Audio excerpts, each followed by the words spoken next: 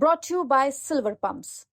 Top quality और consistent performance के लिए सिर्फ सिल्वर पंप नाम याद रखना। उरी और पुलवामा से ज़्यादा खतरनाक और दर्दनाक है। अहम बात यह है कि ये एक इंटेलिजेंस फेलियर भी है, क्योंकि जो सिविलियन लोग हैं वहाँ पर जाकर ये टेररिस्ट जो हमारे पड़ोसी मुल्क से ज़रूर आए हैं और वहाँ से आकर यहाँ पर हमारी सरजमीन पर मासूम लोगों को उनकी जान लेते हैं। और हम नरेंद्र मोदी हुकूमत से इस बात का डिमांड करते हैं कि वो अकाउंटेबिलिटी किसकी है फिक्स करें।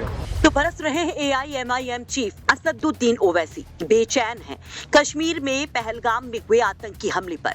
बता रहे हैं कि यह हमला उरी पुलवामा से भी बड़ा है, कि कैसे आम लोगों के बीच घुस आए आतंकी, कि कैसे बॉर्डर पार कर आतंकी मचा देते हैं तांडव और लोकल इंटेलिजेंस रह जाती है बस मूक दर्शक, कि कैसे इतने बड़े आतंकी हमले को लेकर फेल हो गए तमाम हाईटेक इंतजाम, कि कैसे चली गई इतनी सारी जानें।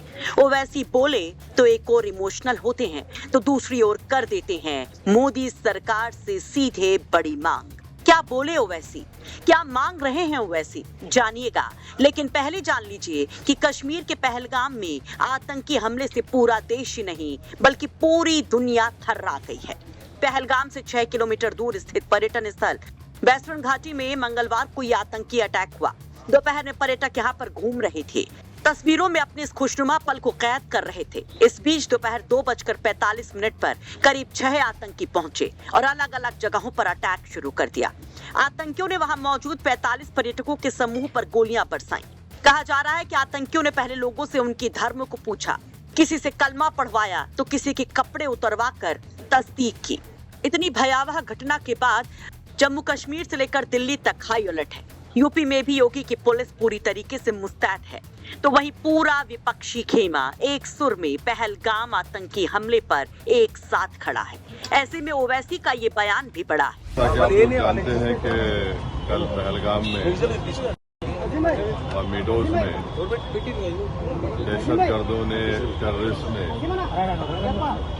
उस माउंटेनियस एरिया में वहाँ पर इंडिस्क्रिमिनेट तरीके से और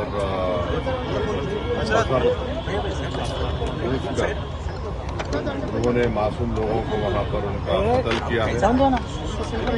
हम इसकी सख्त से सख्त अल्फाज में इसकी मजम्मत करते हैं, कंडेम करते हैं और हम उम्मीद करते हैं कि हुकूमत इन दहशतगर्दों को एक सबक सिखाएगी और साथ ही साथ हम जो लोग वहाँ पर जिनको कत्ल किया गया, इन टेररिस्ट ने इनको मारा है, हम उन तमाम फैमिली के साथ खड़े हैं और हम जो जख्मी हैं हम दुआ करते हैं कि वो जल्द से जल्द सेहतियाब हो। दूसरी अहम बात यह है कि ये एक इंटेलिजेंस फेलियर भी है और हुकूमत को, नरेंद्र मोदी हुकूमत को देखना है कि उनकी डिटरेंस पॉलिसी कितनी कामयाब हो रही नहीं हो रही है। चौथी बात यह है कि उरी हुआ, पुलवामा हुआ, ये उरी और पुलवामा से ज़्यादा कंडेमनेबल इंसिडेंट है ये, क्योंकि जो सिविलियन लोग हैं वहाँ पर जाकर ये टेररिस्ट जो हमारे पड़ोसी मुल्क से ज़रूर आए हैं और वहाँ से आकर यहाँ पर हमारी सरजमीन पर मासूम लोगों को उनकी जान लेते हैं और बड़ा दर्दनाक वाक़या है ये, बल्कि ये मैसेकर है। और हम नरेंद्र मोदी हुकूमत से इस बात का डिमांड करते हैं कि वो अकाउंटेबिलिटी किसकी है फिक्स करें, डिटरेंस पॉलिसी को अपने देखें और उरी और पुलवामा से बड़ा इंसिडेंट है और उम्मीद करते हैं कि हुकूमत इन तमाम जालिमों को सबक सिखाएगी और इनको जो लोग मरे हैं उनसे इंसाफ होगा।